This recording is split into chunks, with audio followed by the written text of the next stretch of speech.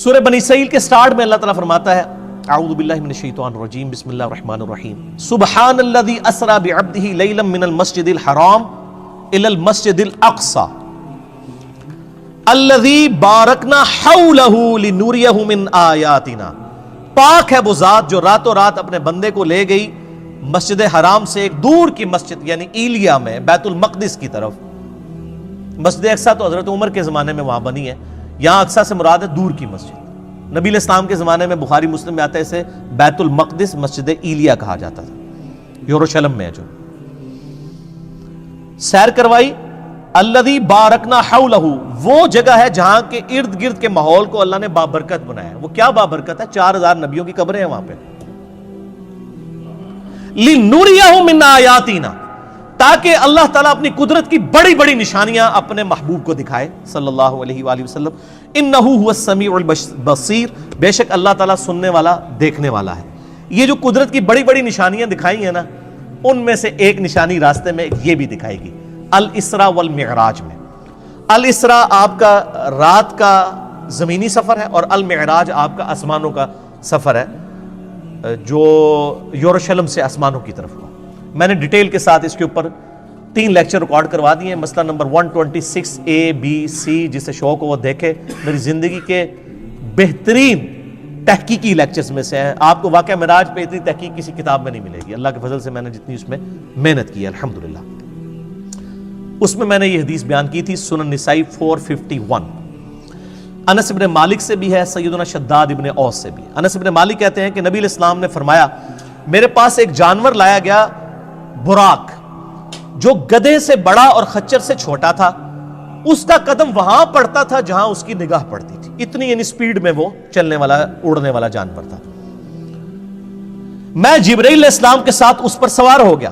میں کچھ چلا تھا تو جبرائیل علیہ السلام نے عرض کی اے اللہ کے نبی اتریے اور یہاں پر نماز پڑھیے. میں اترا اور میں نے وہاں پر نماز پڑھی. یعنی نبی علیہ السلام کو نمازیں تو معراج میں ملی ہیں، لیکن اس سے پہلے بھی آپ نفلی نماز تو پڑھتے تھے. 2 رکعت آپ نے پڑھی.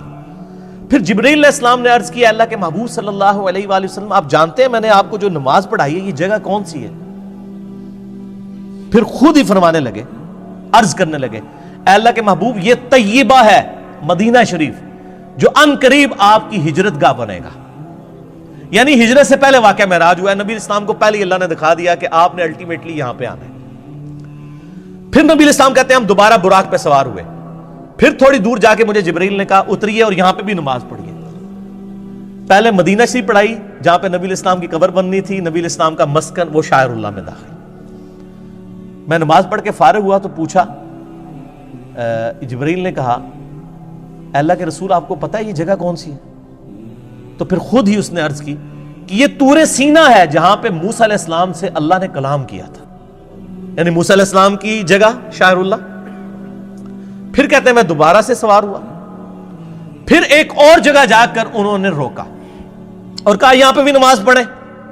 وہاں پر بھی نماز پڑھی اور پھر کہا یا رسول اللہ آپ کو پتہ ہے یہ جگہ کون سی ہے؟ اور پھر خود ہی کہا یہ بیت اللحم ہے جہاں پہ عیسیٰ علیہ السلام پیدا ہوئے تھے. عیسیٰ علیہ السلام کی پیدائش کی جگہ بھی شاعر اللہ ہے. تو میرے نبی علیہ السلام کی قبر مبارک شاعر اللہ نہیں ہے؟ نبی علیہ السلام کی نماز پڑھنے کی جگہ شاعر اللہ نہیں ہے؟ اگر وَاتَّخِذُوا مِن مَّقَامِ إِبْرَاهِيمَ مُصَلَّى شاعر اللہ میں. تو پھر نبی علیہ السلام کہتے ہیں کہ میں نے وہاں پہ بھی جب نماز پڑھی پھر میں بیت المقدس میں گیا. وہاں پہ اللہ نے میرے لیے تمام نبیوں کو پہلے ہی جمع فرمایا ہوا تھا. لیکن یہ برزخی معاملہ تھا، جسمانی معراج ہوئی ہے لیکن وہاں کے لوگوں کو نہیں پتا چلا. ورنہ 1 لاکھ کے قریب بندہ اگر جہلم شہر میں جمع ہو جائے تو پورے شہر میں ایک بار ہال چال نہیں بات جاتی. وہاں کسی کو پتا نہیں چلا. اللہ نے پردہ رکھا ہوا تھا. اللہ نے تمام انبیاء کو میرے لیے وہاں پر جمع فرمایا. چنانچہ جبرائیل علیہ السلام نے مجھے آگے کر دیا اور میں نے ان کی امامت فرمائی. یہ ایک ڈکلیئرڈ تھا اللہ کی طرف سے، ایک سمبل تھا کہ امام الانبیاء ہیں ہمارے محبوب صلی اللہ علیہ وآلہ وسلم. اور یہ والا جو پورشن ہے نا امام الانبیاء والا، یہ صحیح مسلم میں بھی موجود ہے انٹرنیشنل نمبر کے مطابق 430، جس میں نبی علیہ السلام کہتے ہیں کہ کفار مکہ نے واقعہ معراج کے بعد مجھ سے جب پوچھا کہ اچھا تم کہتے ہو میں راتوں رات ہو کے آیا ہوں، بتاؤ بیت المقدس کے دروازے کتنے ہیں، اس کی سیڑھیاں کتنی ہیں، اس کا کلر کتنا ہے؟ اب میں یہ سیڑھیاں پچھلے 7-8 سال سے چڑھ رہا ہوں, مجھے آپ پوچھیں تو میں نہیں بتا سکتا. اور ایک شخص ایک رات کے لیے گیا, وہ کیسے بتائے گا؟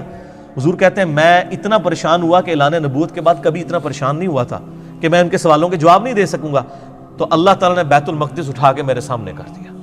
مدینہ شریف سے بیت المقدس نظر آ رہا ہے. وہ جو مجھ سے پوچھتے تھے میں دیکھ کے بتا رہا تھا. اس سے پتہ چلا کہ نبی علیہ السلام کو علم غیب نہیں تھا, بلکہ اللہ تعالیٰ غیبی خبریں عطا فرماتا تھا اور اس ایک خاص موقع پر وہ غیبی چیز دکھا دیتا تھا. یہ صحیح مسلم 430 انٹرنیشنل نمبر کے مطابق. اس میں یہ آتا ہے کہ میں جب معراج میں بیت المقدس میں پہنچا اور تمام نبیوں کو میرے لیے وہاں پر جمع کیا گیا تو مجھے جبرائیل نے کہا آپ ان کی امامت کروائیں. صحیح مسلم 430. تو میں نے ان کی امامت کروائی اور بڑے رکت انگیز الفاظ ہیں جی. حضور کہتے ہیں میں نماز پڑھ کے جب فارغ ہوا تو جبرائیل علیہ السلام نے مجھے کہا یا رسول اللہ صلی اللہ علیہ وآلہ وسلم آپ کے پیچھے داروغہ جہنم سیدنا مالک علیہ السلام کھڑے ہوئے ہیں, جن کا نام سورہ الزخرف کی آیت نمبر 77 میں آیا. داروغہ جہنم, داروغہ جنت ہے رضوان اور داروغہ جہنم مالک. آپ کے پیچھے مالک کھڑے ہیں داروغہ جہنم, تو اے اللہ کے محبوب آپ ان کو سلام کیجئے. نبی علیہ السلام کہتے ہیں میں مڑ کے جب سلام کرنے لگا تو اس نے پہلے ہی مجھے کہہ دیا السلام علیکم, یعنی اس نے نبی علیہ السلام کو پروٹوکول دیا. پھر نبی علیہ السلام نے وعلیکم السلام کہا. یعنی اس کائنات میں جتنے فرشتے ہیں, جتنے انبیاء ہیں, وہ نبی علیہ السلام کا احترام کرتے ہیں. یعنی داروغہ مالک نے یہ انتظار نہیں کیا کہ حضور میری طرف متوجہ ہو کے مجھے سلام میں پہل کریں. جیسے ہی حضور مڑے ان کا السلام علیکم یا رسول اللہ صلی اللہ علیہ وآلہ وسلم. سبحان ربک رب العزت عما یصفون وسلام علی المرسلین والحمد للہ رب العالمین. صلوا علی الحبیب اللہم صلی علی محمد وعلی آل محمد کما صلیت علی ابراہیم وعلی آل ابراہیم انک حمید مجید. اللہم بارک علی محمد وعلی آل محمد کما بارکت علی ابراہیم وعلی آل ابراہیم انک حمید مجید. اچھا یہ حکمت کیا تھی نبیوں کو وہاں جمع کرنے میں؟ یہ بھی ٹروتھ میں ریویل معراج والے لیکچر میں نے کیا, میں آج بھی کر دیتا ہوں. سورہ آل عمران کی آیت نمبر ہے 81. اعوذ باللہ من الشیطان الرجیم بسم اللہ الرحمن الرحیم. وَإِذْ أَخَذَ اللَّهُ مِيثَاقَ النَّبِيِّينَ, اور وہ وقت یاد کرو جب اللہ نے تمام نبیوں سے, ان کی روحوں سے یہ عہد لیا تھا. لَمَا آتَيْتُكُمْ مِنْ كِتَابٍ وَحِكْمَةٍ, جب میں تمہیں کتاب اور حکمت دے کر بھیجوں. ثُمَّ جَاءَكُمْ رَسُولٌ مُصَدِّقٌ لِمَا مَعَكُمْ, اور تم پیغمبر ہو اور تمہاری پیغمبری کے دوران کوئی اور رسول آ جائے جو تمہاری تصدیق کرے. لَتُؤْمِنُنَّ بِهِ وَلَتَنْصُرُنَّ, تو تم پر یہ لازم ہے کہ تم نے اس کی بھی تصدیق کرنی ہے اور اس کی مدد بھی کرنی ہے. جیسا کہ حضرت یحییٰ علیہ السلام نے حضرت عیسیٰ علیہ السلام کی تصدیق کر دی, دونوں ایک زمانے میں. ٹھیک ہو گیا؟ تو اسی طریقے سے اللہ تعالیٰ فرما رہا ہے جو کوئی بھی پیغمبر ہے, اور اسی کا کلائمیکس یہ ہے کہ اگر میرے نبی آ جائیں صلی اللہ علیہ وآلہ وسلم تو تم تمام نبیوں نے ان کی تصدیق کرنی ہے. اب بڑے سخت الفاظ ہیں. قال اقررتم, اے نبیوں کیا اقرار کرتے ہو, وَأَخَذْتُمْ عَلَى ذَلِكُمْ إِسْرِي, اور اس پہ میرا یہ بھاری ذمہ اٹھاتے ہو کہ جب نبی علیہ السلام تمہاری زندگی میں آ جائیں تو تم نے ان کی مدد بھی کرنی ہے اور ان پہ ایمان بھی لانا ہے. اللہ اکبر. قالوا اقررنا, تمام نبیوں نے کہا ہم اقرار کرتے ہیں. قال فاشهدوا وَأَنَا مَعَكُمْ مِنَ الشَّاهِدِينَ, تو پھر کہا کہ دیکھو میں بھی تمہارے ساتھ گواہوں میں شامل ہوں, ایک دوسرے پر گواہ ہو جاؤ کہ جب نبی علیہ السلام آئے تو تم تمام نبیوں نے ان کی تصدیق بھی کرنی, ان کی مدد بھی کرنی. ابھی یہاں پہ بات ختم نہیں ہوئی, آگے فتویٰ بھی آ رہا ہے بڑا گاڑا. فَمَن تَوَلَّى بَعْدَ ذَلِكَ, اگر تم نبیوں میں سے بھی کوئی پھر گیا نا کہ اس نے میرے نبی علیہ السلام پر ایمان نہ لایا, ان کی زندگی میں اگر وہ آ گئے, فَأُولَٰئِكَ هُمُ الْفَاسِقُونَ, تو ایسا پیغمبر بھی پھر فاسق ہوگا. وَلِعَاذُ بِاللَّهِ تَعَالَى. یہ انبلیویبل بات ہے. یہ بھاری ذمہ جو اٹھوایا تھا اس کی پریکٹیکل اپلیکیشن وہ بنی واقعہ معراج. صحیح مسلم 430 کہ تمام نبیوں کو جمع کیا گیا, تمام نے نبی علیہ السلام کی تصدیق کر دی, کیونکہ پریکٹیکلی تو ایسا نہیں ہوا تھا, آپ کے باتوں کے پیغمبر نہیں آنا. تو وہ اللہ تعالیٰ نے ایک اسپیشل ایک مجلس کا انعقاد کیا. اچھا یہ جو آیا لِنُرِيَهُ مِنْ آیَاتِنَا, انہی آیات میں سے ایک اور آیت اللہ نے دکھائی. صحیح مسلم میں 2 حدیثیں ہیں انٹرنیشنل نمبر کے مطابق 6157 اور 6158 کہ نبی علیہ السلام فرماتے ہیں واقعہ معراج کے دوران میں جب بیت المقدس کی طرف جا رہا تھا، سرخ ٹیلے کے پاس میں نے موسیٰ علیہ السلام کو دیکھا اپنی قبر میں، ہوا قائم یصلی فی قبری، وہ اپنی قبر میں کھڑے ہو کر نماز پڑھ رہے تھے۔ یہ صحیح مسلم 6157 اور 6158۔ تو موسیٰ علیہ السلام کو اپنی قبر میں نماز پڑھتے ہوئے نبی علیہ السلام نے اس واقعہ معراج میں دیکھا۔